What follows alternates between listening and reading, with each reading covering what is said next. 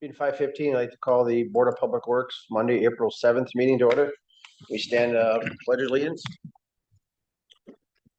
I pledge allegiance to the flag of the United States of America and to the republic for which it stands, one nation, under God, indivisible, with liberty and justice for all. Any changes to the agenda? There are no changes. No changes. I was looking for a motion. I'll make it. Motion made by Mr. Ritchie, seconded by Mr. Barrington to adopt the agenda. Any further questions? All in favor signify by saying aye. Aye. Opposed? Motion carried. Public input. Public input, seeing nobody here, we'll move on to looking for a motion to approve the minutes. So moved. Second. Motion made by Mr. Barrington, seconded by Mr. Ritchie to approve the March 3rd meeting minutes. Any further discussion? All in favor signify by saying aye. Aye. Aye. Opposed? Meeting minutes are carried. Moving on to wastewater treatment plan updates. Ben? Good afternoon. So my write-up got a little technical, but I just want to let everybody know what we're up against for the new wastewater upgrade potential. So I don't know how in depth you want me to get into this write-up. You can brush over it and then ask for questions. Okay. So like the first paragraph, we are starting to see 0.8 milligrams per liter of phosphorus coming to the facility just through the polyphosphates that the water department's adding. So that makes it harder for us to remove and meet the new permit levels that they're anticipating in 2029. So I did a little math up there, and with our current system, we will never meet that number unless our flows go below 300,000 a day, which that's not going to happen either. So we do have to do something different. Biological phosphorus removal is our best bet. Currently, Donahue is putting together some plans for us to look over to satisfy the DNR's requirement for June. And then when I do get that information, I would like to do a plant tour with everybody so that way we can walk up to the tanks and everything that's should be eliminated, or they're gonna try to reuse. That way you guys can see why we're doing things or why they're recommending certain things. Any questions on the phosphorus? Is that something you would look to do before the plant upgrade? No, that would be for the plant upgrade or the tour. You mean? No, the phosphorus that. Oh, no, this is what we need to do. And we have till June 2029 to do it.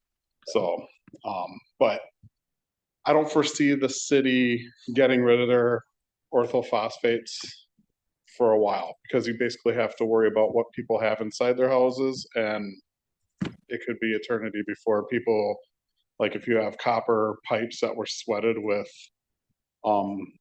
lead solder, you have to protect them from that until they get rid of it. So that could be indefinitely. So until then, they're probably going to do this for a long, long time. One nice thing, there might be some government funding for us to meet part of our limit, because the city has been forced by the DNR to add orthophosphates to their water. So we could get some funding to help us with that. It's not going to pay for everything, but it might help in some spots. So I don't know if anybody's noticed, but the river went up quite a bit. Yes. So luckily, with how high the river is, prior to us redoing Water Street, we would have been over 3 million gallons. We're hovering around 2.2, 2.5. So luckily, we got rid of a lot of I&I that came from businesses and poor pipes down there. But we're still at roughly 2.2 million gallons today. And it's been that way since Wednesday. So that's another thing that, over time, hopefully we can get mini storms out to people in subdivisions that they can properly dispose of their sump pump water. What river level does it really get, say, become a real problem? So anything over 7 feet, we see significant water. 5, we see some nuisance water coming in, but I don't even know what it is today, but it looks pretty high. It's 8 feet. Okay, yeah, so there's, the more head pressure you have, the saturation of the ground gets worse. And then any crack, it's gonna find it and start leaking into it. And unfortunately, it brings in a lot of sand and gravel too. And we're noticing a lot of sand and gravel coming into the facility as well. We have to dump our dumpster twice a week, just because it gets too heavy for the truck to even lift it and dump it. So hopefully over time, we'll get all that stuff fixed as well. All right, so we will be hauling sludge hopefully by the end of April. I kind of went through the problems we're having finding fields. And a lot of other communities are starting to see this problem. We did talk with Amro regarding their sludge. We've been taking their sludge since 2020, and they're looking for a long-term solution for us to take their sludge, which it's not affecting us at all. The little bit that we get from them is nothing. Our problem is because for our phosphorus, we're using a lot of ferric chloride that produces way more sludge than it should. If we were biological, we'd probably be making half the amount of sludge we do right now. So when we do the plant upgrade, hopefully we can reduce the amount of ferric or get rid of it altogether. So everything's kind of tying in. Currently, we're spending 5 cents per gallon to get rid of our sludge. Next year, it goes up to 5.5 cents per gallon, and that's our last contract year, and we'll have to do another agreement with Badger State because they're the only ones really that do this anymore. And we'd have to get through 2029. So who knows how much it's going to cost. But last year we spent $213,000 to get rid of sludge. Hopefully it's not like that this year, but you never know. If we have a wet spring and a wet fall, it could be detrimental to us. One thing that we're looking at doing is going to a dryer system to get rid of our sludge. Basically it will dewater it. If you've ever seen the Milorganite bags out there, this is similar to that. It basically creates a Class A sludge, which means you have no restrictions on getting rid of it. You can give it to like a lot of people, if they want compost, they can just come and grab it. Or if a farmer needs it, they don't have the restrictions that I outlined in the paragraph above. So that's one thing that we're going to look at doing. We kind of talked with Amro about that too, and possibly having other municipalities that are having problems finding disposal for their sludge use us as an area resource so that they can give it to us. We'll charge them for it, and that will help pay for the drying system. But that's kind of in our infancy right now. We just started talking, and with Tyson, we talked about possibly taking their sludge too. So there is an opportunity for us to make this more viable. But we'll know more in the next couple months, hopefully. Does anybody have any questions? Is there any way of possibly getting rid of the sludge yourself, like hiring somebody to dispose of it, get a truck? So you mean like we buy a truck and then get rid of it? We used to do that, but because it takes, like when Badger State comes, they usually have 6 or 7 trucks and they're just constantly rolling. But because we can't find any fields around here, they have to go a further distance. So if we just had one guy doing it, we would never get rid of the gallons we need to. Because we produce roughly 12,000 gallons a day. And then we try to dewater it, but the antiquated system we have does not allow us to dewater as good as like if we got a dryer or something like that. So yeah, we used to have 2 guys. We had our own trucks and it would take forever. We were always falling behind. So a contract operation is the more feasible way of doing it. or just getting rid of the water altogether and have a dry cake. Or this Milorganite type material. Okay, thank you. Yep. Any other questions?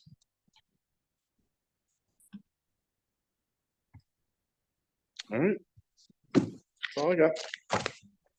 Sounds like this could be an interesting plant upgrade, huh? Oh, it is going to put a lot more gray hair on my head. All right, thanks, Ben. Thank you, Ben. Move on to consider an approval for the AECOM County Highway S landfill monitoring agreement. Thank you. Robert? Okay, as I mentioned in my memo, we're due for another contract or agreement for the monitoring of the county highway S landfill. As I stated in here, when they sent the proposal, I was kind of shocked by the initial estimate, being $20,195. So right away I reached out to them. They've always been we've always had a good working relationship. I knew they wouldn't have a problem with me questioning why the large increase. Being that I listed the years that we've been with them and the costs the estimated costs that they had down. And so through it all, they said that 2024 was estimated low at the 16.7. Although, as you can see, I had down last year's total bill for monitoring was $12,490. The true amount and the final bill just came today because there's always a lag over in the final documentation that has to be sent to the DNR and then our annual review. That was a $525 bill, which brought last year's total cost to $13,015. So as you can see, in their estimates, they are usually high. The year before, they were within $1,000 because that one was 15,500, and they were within that $1,000 range.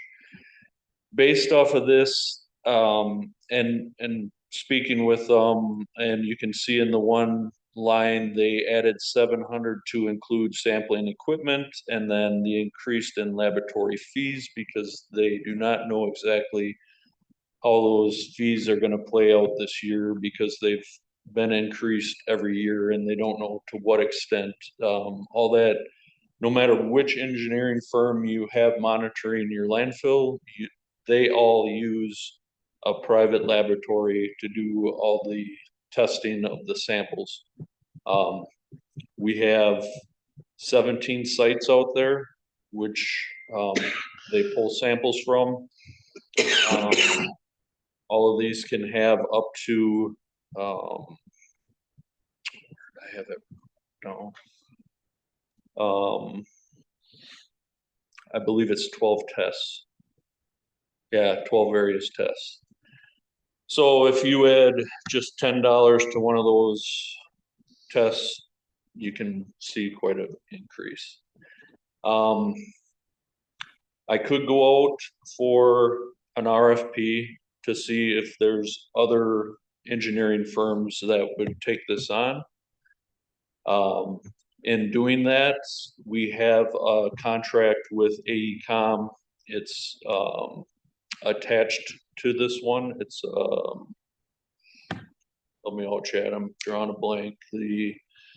When they add on a contract onto a contract, a change order that we did on this contract for the monitoring of the Pearl Street environmental sites that we're dealing with. He said it would not affect the contract we have with him for that. or with AECom for that. Unless the DNR changes the scope of monitoring that we're doing on Pearl Street, then we would have to either go out for an RFP to monitor those sites with various companies or renegotiate with them for that monitoring. If they don't change the scope of service that we have to do out there right now for monitoring, then we're fine and we're status quo as we're waiting for the DNR's response on Pearl Street. For now, I guess, before I recommend this, I was looking for your input. If you would like me to go out for an RFP, they would hold off on their April testing. They would not go and pull the samples.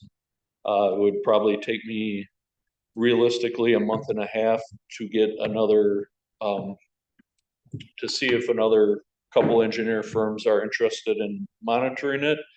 The thing is all of them are gonna be off of time and material. When they do any type of environmental monitoring, they'll estimate the time it takes to do that, everything they have to do with the documentation as well, that they have to send to the DNR. And then, you'll run into the same kind of costs for the, analytical work that has to be done in the laboratory. So does anyone have any thoughts on that? My biggest fear with going out for an RFP is not the extra work, it's the timeline in order to get everything submitted to the DNR in time. And this one, as always, kind of fell off the radar until I saw that annual report push through. And I'm like, oh, yeah, we have to re-up our annual agreement. And when I started talking that, then it shortened up the window and here we are. Two questions. One, how many companies would be doing this? You know what I mean? Is there like only 2 companies or is there like 20 companies? Quite honestly, I don't know. If I had to guess, I know of 3 engineer firms for sure that would do this type of work. Any more than that, I don't know if this scope of work is big enough for them that they would want to take on something like this. Think they're gonna charge you more just to come and do that instead of doing everything in the city. Anyways, how long has it been since we've gone out for RFP on this?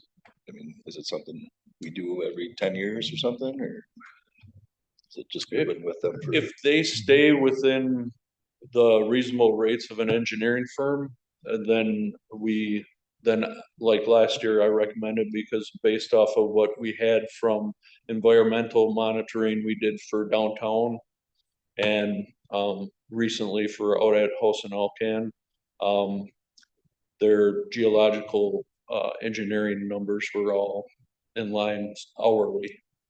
It's just what that firm would put forward is saying, well, I think it'll take us X amount of personnel hours less.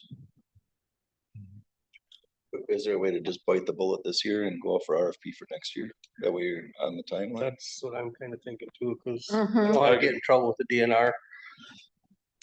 That, and for the Pearl Street monitoring, that's in process right now, so we're Correct. working with them on that, so it's kind of like an in-between project.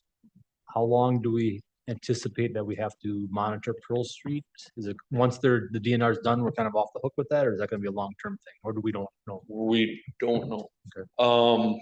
Everything that we compiled,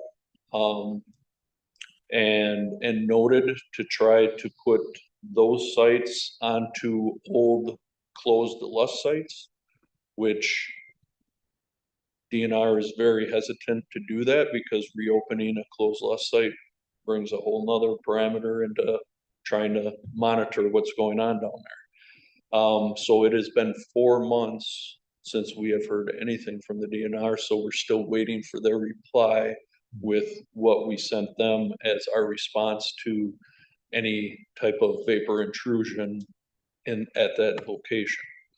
So until we get a reply from them, there's nothing we can do additionally.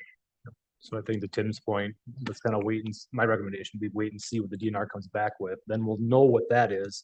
So that next year we can put out an RFP for everything that we gotta do, that we're required to do in one package. We can start that a little bit earlier. With that as well, we're still on the mini site as well.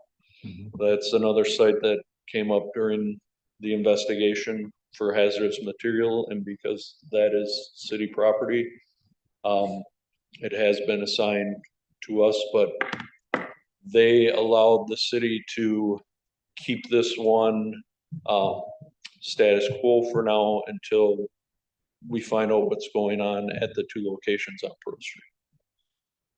And that's mini park. Mini park, sorry. Yep. What did I say? You said mini site, so I mean, Mini, oh, well, yes. define mini park, Okay, did I say mini? mini park site. Yes, When is Pearl Street gonna be redone? What, the other side? So, yeah.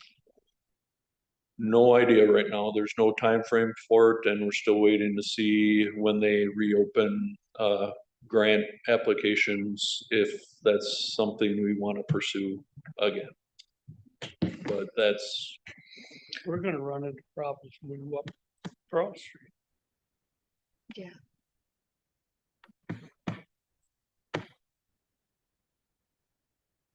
You're giving him an aneurysm. Let's stop doing that.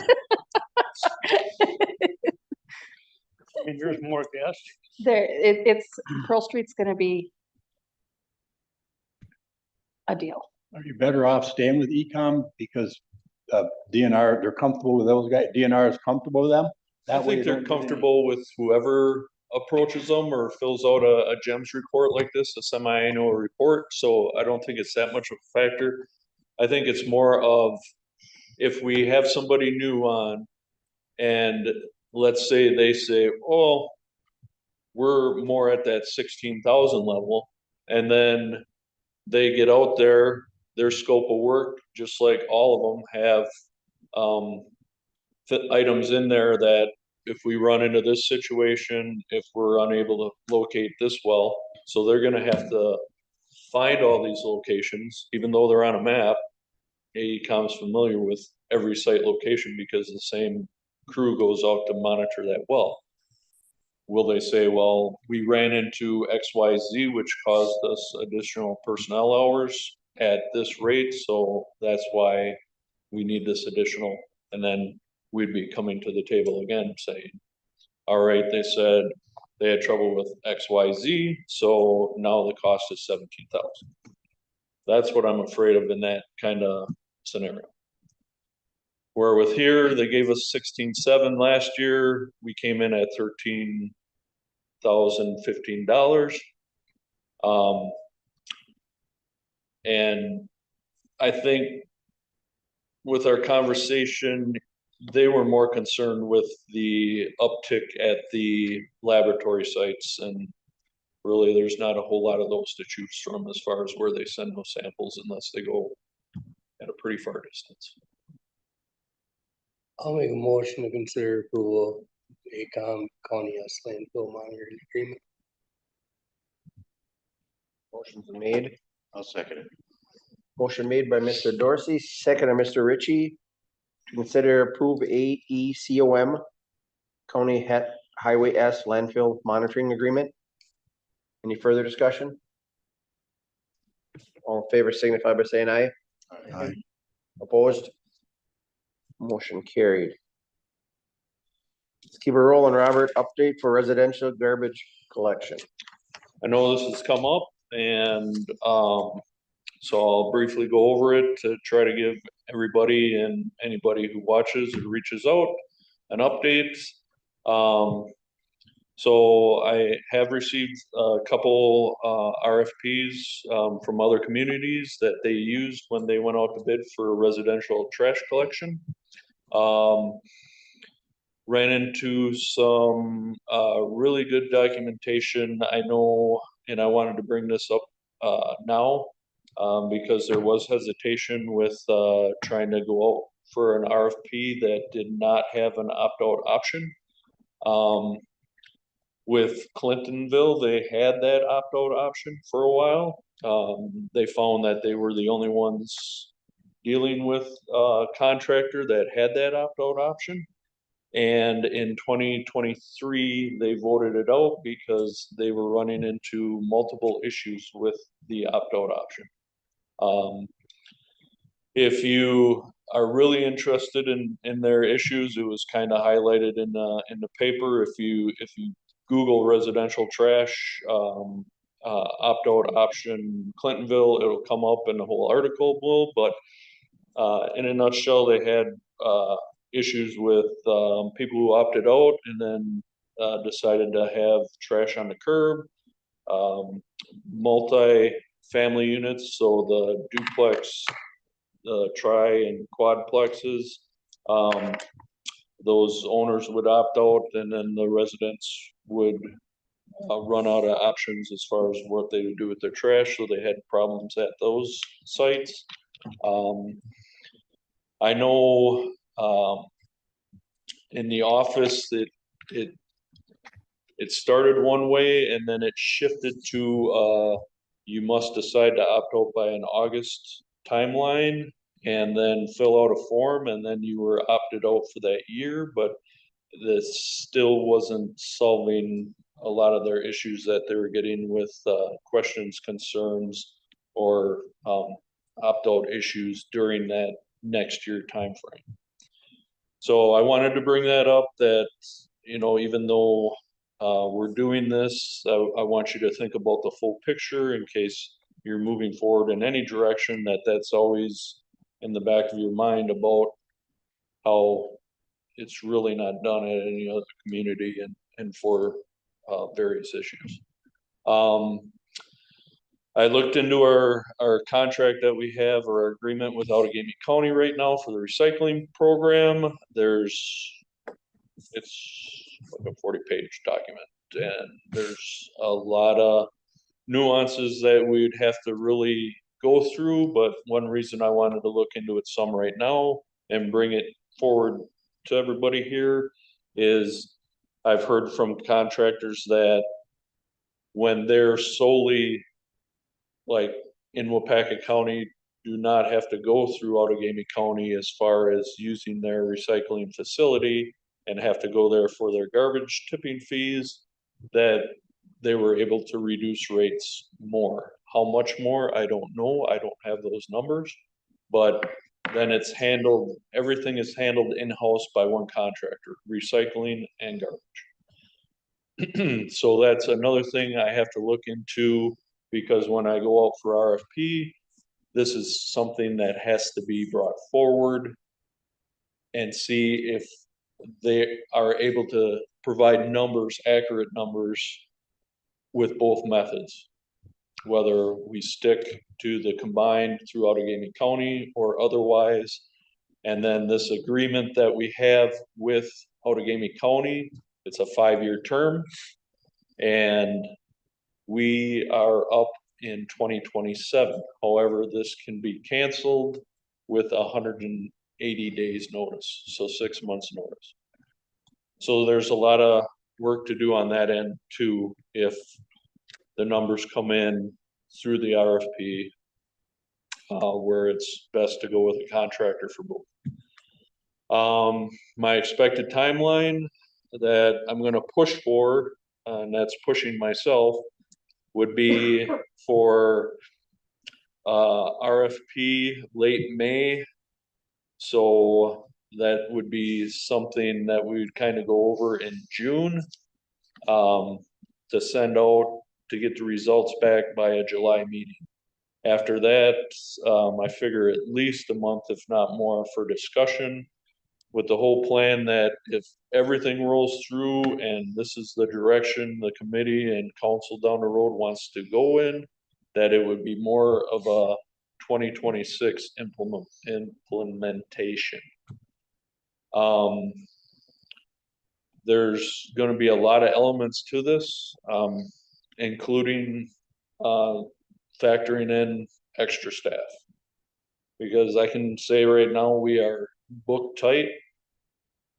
Whenever anybody is missing, it's like you're scrambling, and we're getting on average at least a phone call a week, if not more, and we deal with neither aspect of it. So if you're fully invested in this, and even though it's a contractor doing it, and you describe to them that they have to go to this contractor site or call this contractor, we're still gonna have all that work behind it. So with that timeline and with what I described, does anybody have any questions? Yes.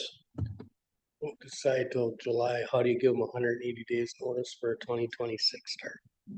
Would it be a 2027 start? It could still happen in 2026, but it wouldn't be a January, so to speak, if Okay, you're it talking actually comes sometime. back, that the better route to go would be to alleviate the recycling program altogether. On another office. What time can they start picking up recycling in town? Is there like time that they're supposed to start? I know some start at 6 o'clock. And I don't Well, we think have a it noise ordinance at violates, 6. I don't think it violates the noise ordinance. Would So 5:45 is a little early. My can to be bouncing down my road. If it was our contract, we could do restrictions on it, per se. Well, I don't want to restrict them, but that's pretty early. I just want to point out that, I believe we have an ordinance in town that says if you have a rental property, you have to provide garbage up to So- four, up to 4. up to 4 units, I believe, right? I'd have was to that look, for- there's something with that, there's a number in there with the multifamily. I just know one of the concerns we're having a renter or a landlord say, we do opt out, and then the tenants don't. So I just wanted to say that we have an ordinance, I know, Mhm. because whatever, but I talked to Bob Jewell, he's a village chairman in Hortonville. They go with herders.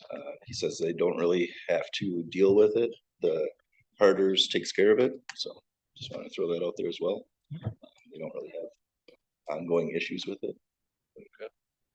Yeah, and they're in town a lot.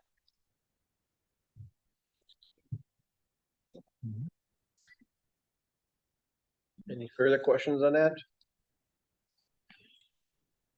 Seeing none, thanks, Robert. We'll move on. Next is approve and recommend petition for discontinuance of Glory Road. So Glory Road, was established back, I don't actually know when it was established, but it's out by East Ridge, and it is that section on the screen right there. A new developer has purchased that plat of land.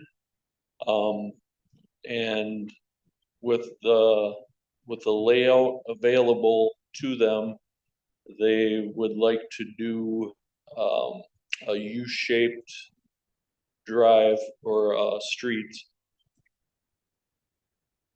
And in order to do that, in the replatting, the Glory Road that is established on the current one would have to be discontinued. Do you have anything to add to that, Chad, or that pretty much sums up the? Yeah, one of the big reasons is that probably back in the day when they were planning these subdevelopments, you foresee that these two roads may have been planned to be connected, and then maybe this more development over here. That did not occur. Someone bought this acreage and put a house there, so more likely this will never happen, that these two will connect. There is a utility easement through here that the utilities can be connected, so that's a good thing. But there just was never a egress ingress easement put in here, so we cannot, per ordinance, have a cul-de-sac this long just for emergency purposes. So their plan, again, like Robert said, was to try to make it a U shape in there, so there's an in and out, so if there's any issues with that. And then also in today's requirements, retention ponds are necessary, which back in the day, we don't know you know, this, I think this was in the late nineties, actually, I believe, that this was platted out. So like Robert said, we have to vacate the right of way, because we actually own this right of way. So we have to vacate that so that they can come around and create a new plat, which is designed to hook up to Alcan Road in two locations, so.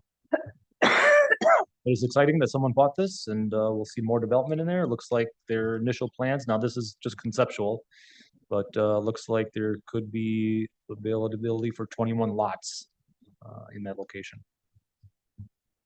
And that would be their responsibility to do the road. Do the roadway, yep. They would, we'd probably enter into some developers agreement that if they create this roadway similar to like what we just did with Romanesco and Retzloff, they develop the roadway and their lot sales help pay for that road extension. So the developer would be in charge of the utilities and all the road improvements based on our specifications for that. But then obviously it'd be dedicated to the city for our future maintenance. How close is that to Liberty? As in, Orders it. You can see the yellow outline, everything on the outside of that yellow outline. It's you mean the Liberty. township or what? Yeah. Yeah, the whitish color is township, and the more, this is all city here, right here. In that road, would that road go out to House Road also? House Road's right here. Yeah. So it'll just connect on Alcan. And then residents would obviously have to take Alcan to get to that development. That cleared up some stuff. I had no idea where Glory Road was, but it's not there. It's just the easement for a road. It's a right of way, It's a right of way. Yeah, well, but there's no road. I'm like, never heard of it. There's no infrastructure there currently. There's no cost that the city put up for that design or anything. Oh, we just So, put an easement for a road we were gonna put in. right. Well, whoever platted it out back in the day created a plat, created the road right away, dedicated that to the city, but it never got developed after that for whatever reason. So, Alcan ours or who was Split. so road? After Half that, hour. Alcan is split. Up to Basswood. No, I'm just wondering because you start putting more stuff on there, we're gonna have to do more work on Alcan or that's coming up. Yeah, so that section of Alcan's getting redone this year. So With that STP STP local, local grant. which you'll hear about in about 5 minutes. well, I knew, Great segue. I'm just looking ahead whether, Mm-hmm. But it's nice to see some more development in the works. And then you recall this lot right here. SC Swiderski owns that one. It's the same developer doing the multifamily apartment complex downtown. They have plans for developing this in the future. Not exactly sure what that's going to be. I met with them about a month ago and we're kicking around some ideas of, you know, single family, and I don't want to hold them to it, but there's maybe condos, maybe townhouses, maybe something in the works, but they're kicking around ideas about that. So there's more development going on the east side of town. Any further discussion on that? If not, looking for a I'll motion. make a motion to approve and recommend a petition for discontinuance of Glory Road. Motion made. Motion made by Mr. Dorsey, second by Mr. Ritchie to approve and recommend petition for discontinuance of Glory Road. Any further discussion? All in favor signify by saying aye.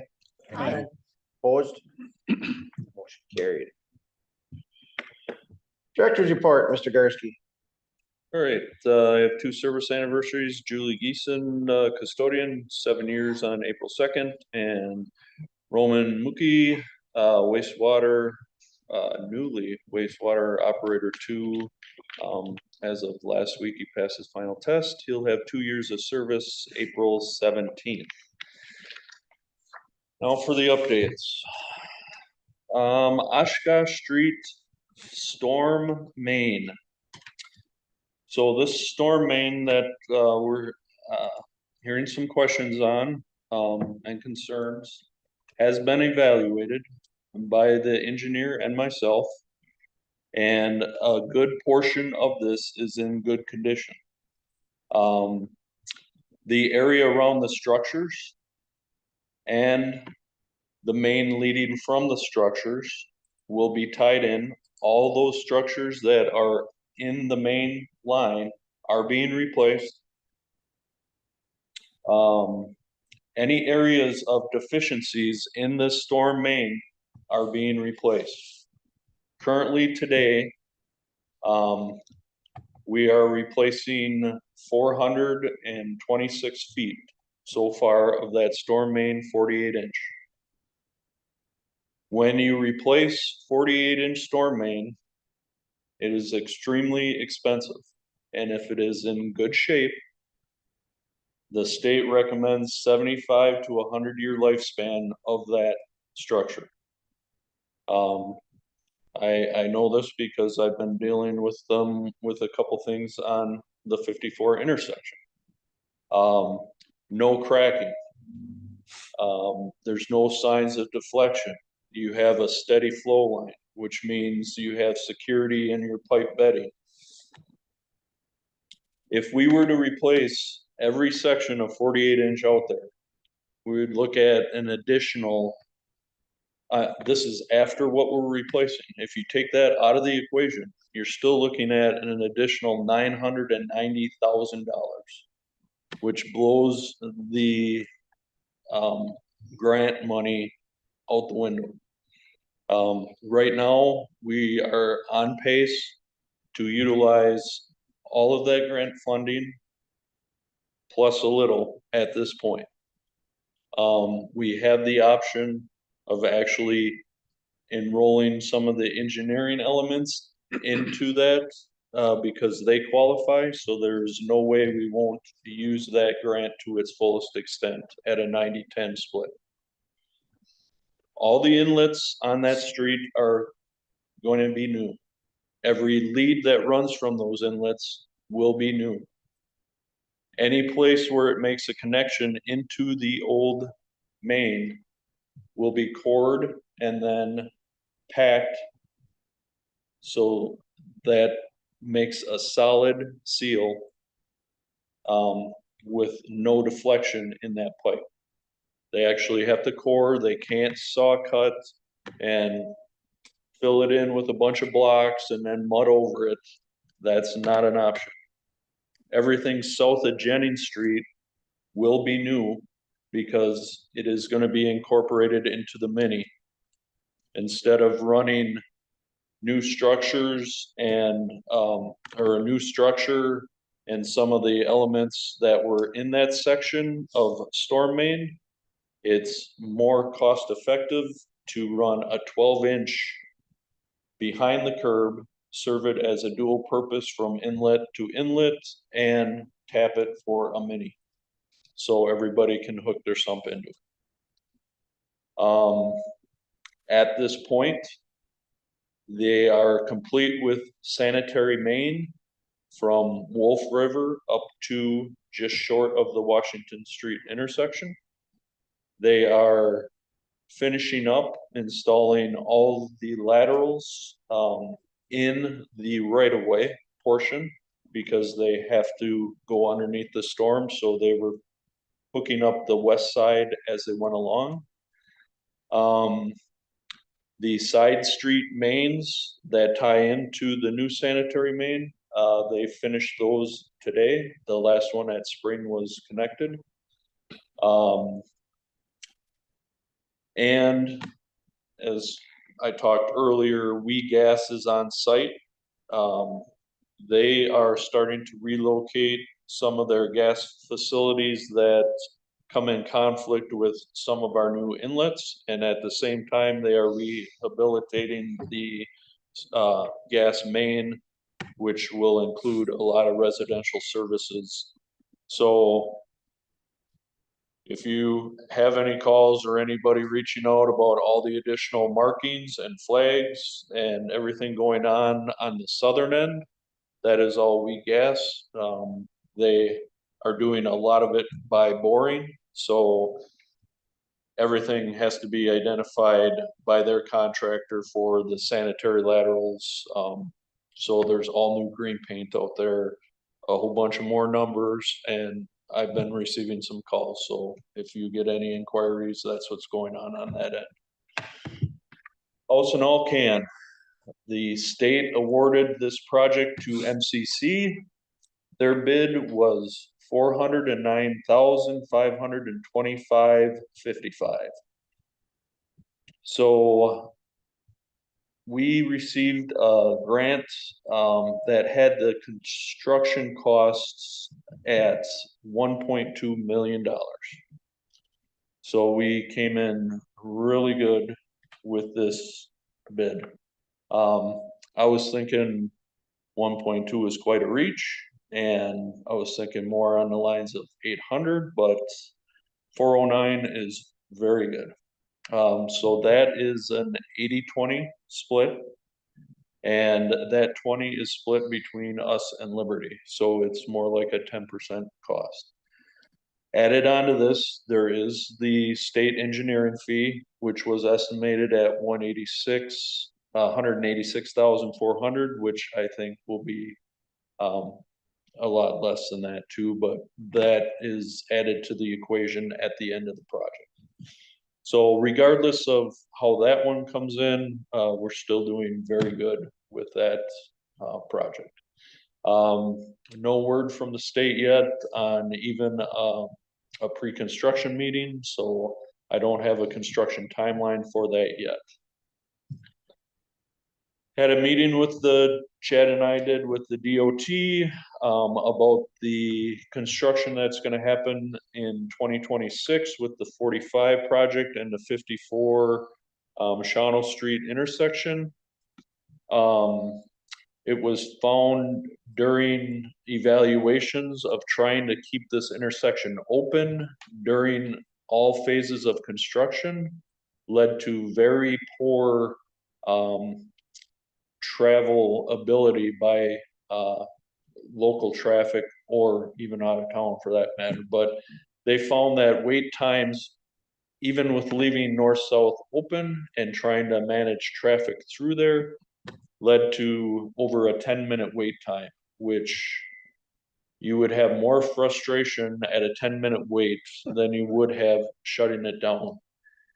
When they put the overlays out, it showed that there would be a lot of tight turning radiuses, and the fact that you have so many moving objects in different quadrants while trying to keep that open, leading to longer construction time period and, reduced worker safety. So through this construction, it was found that if they isolate one side of the intersection, being either the north or the south side, having no traffic traveling north-south. For a 4-week time period estimated, there will be one half of that intersection shut down, being that you can either approach it from the south or from the north and have access to 54, whichever side is open, and you will not be able to travel completely through to one side or the other. When during this discussion, it was brought up that, okay, how are they gonna access if, let's say, the north side shut down, they're coming up south, they can access 54 and get east-west, how do they get around? And they guaranteed that that closure will not happen until 54 or 45 is complete and fully open. And they will have the option to go up and around. And then, of course, with the south being closed, then they would have the option, more than likely, running out to S and coming in on for local traffic on east North Water Street. But it definitely shortened the time frame of construction in there. They are reaching out to all the area businesses about, on the quadrants there, to get their input on access to those businesses, the best way to go about it. So I just wanted to bring you up to speed where we are right now, and, that's the way the state is gonna progress as they continue planning this, this construction of the area. Just to reiterate, Robert, you said a 4-week window, and correct me if I'm wrong, but it was a 4-week window when they closed like the north side, and an additional 4-week window when they close the south side. Correct, And they're gonna keep east-west traffic open the entire time correct. in the project. Yep. Timeline for that expected? The closure for that will be more towards fall of 2026, because they want to make sure that everything is complete on 45. Okay. They're So doing that's, one, yeah, they're doing one contract for 45, one contractor, 45 and 54. So the one contractor will finish up the one, start the other. any other questions on that? That will definitely be an adventure out there. Oh, yes. Every one of them businesses have access on either one of them roads, so. It's not doing shut anything down. No. In our conversation, we were talking about access to each one of those businesses during the Oh. phases. So they're aware of that and they're gonna be talking to them, but I mean, people might have to go around a little bit, just, you know, if they wanna get to, you know, Wolf River Bank, there's gonna be access, but it's gonna be A detoured a access. detoured access. Mhm. But they did specifically talk about that for each one of those businesses, so they know that. When is work supposed to start on this? What's that? When is work supposed to start on this? It's slated for 2026. They don't have a complete timeline yet, but it's 45 and this 54 are both in 2026. And then just to bring you up to speed, Ben was going to, but the new Jetter truck had a transmission bolts that came loose, and which caused damage to the flex plate and the adapter for the transmission. This repair is around $7,000. So right now we've been reaching out to BEC, which is the one that put the vacuum body onto that Freightliner chassis. It was found by Freightliner that because of the direct drive PTO, that it creates a vibration, and they said because of that vibration, it caused the bolts to loosen. However, if there was that kind of vibration, you would feel it somewhat in the chassis during any period of operation. So right now we are working with both BEC, who put the product together, and Freightliner, where it currently sits getting repaired right now, to see if something can be done, because that is not that old of a unit. We purchased it in the end of 22, so it's not like it has a ton of operating hours on it. But that's why it's not out on the streets, right? It was in the process of doing some vacuuming of a lot of the inlets in the southern areas. So it happened during that. We got the new demo aerial truck in for a couple days. They got to utilize that. So we'll see how that goes, and we're starting to get quotes on the chassis for the new plow truck. So other than that, it's been fairly slow.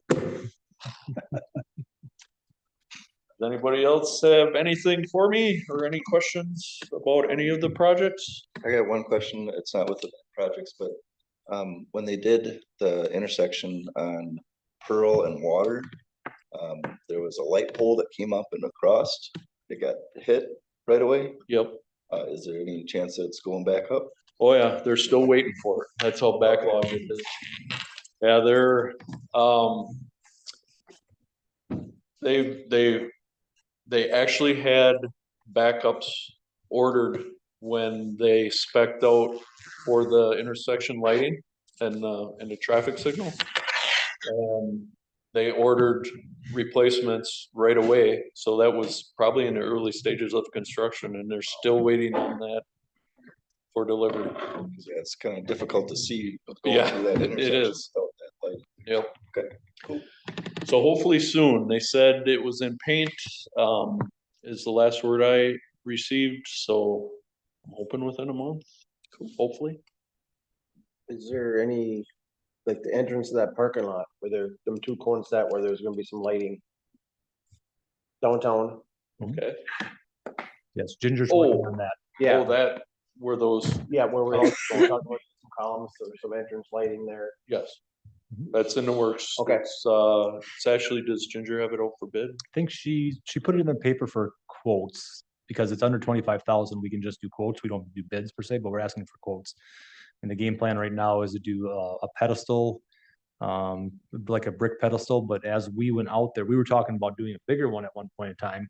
But when Robert and I went out there and we held up cardboard, you know, it's like fake, you know, a pedestal to kind of see as you're coming out of the parking lot, how can you see? And there was a vision, you know, situation there. So we kind of regrouped and we'll bring it down, the pedestal, brick pedestal part of it down so you can see over the top of it, but then mimic it with a light pole on top and then some arms for, you know, planters and stuff like that. But I think Ginger's got it in the paper to get the quotes to fulfill that state requirement to get the quotes, and then we'll continue working on that. So, Okay, thanks. and she's got the planters, I think, ordered too, if I'm not mistaken, for downtown planters.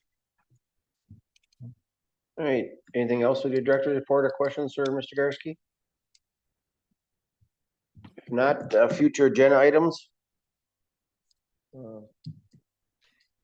All I have on there right now is the continuation of the garbage. Nothing else that I can think of at this point. I'm sure we'll be getting monthly updates on Oh, yeah, All the one of things. the few projects you got going on. a couple. Next Board of Public Works meeting is May 5th at 5:15. Any conflicts with that?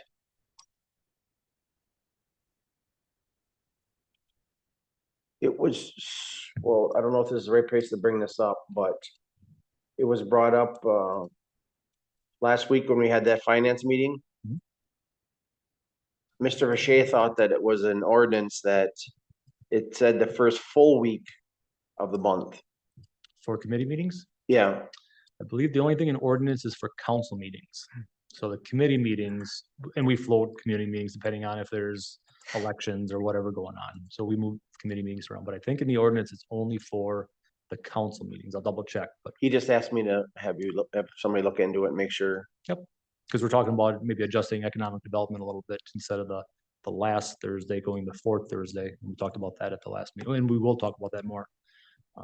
But to my understanding, it's only that the council meetings are designated in there by ordinance right now. Okay. Mhm. Sounds good. Nothing else? I'm looking for motion to adjourn. Motion made by Mr. Barrington. Seconded by Mr. Ritchie. Any further discussion?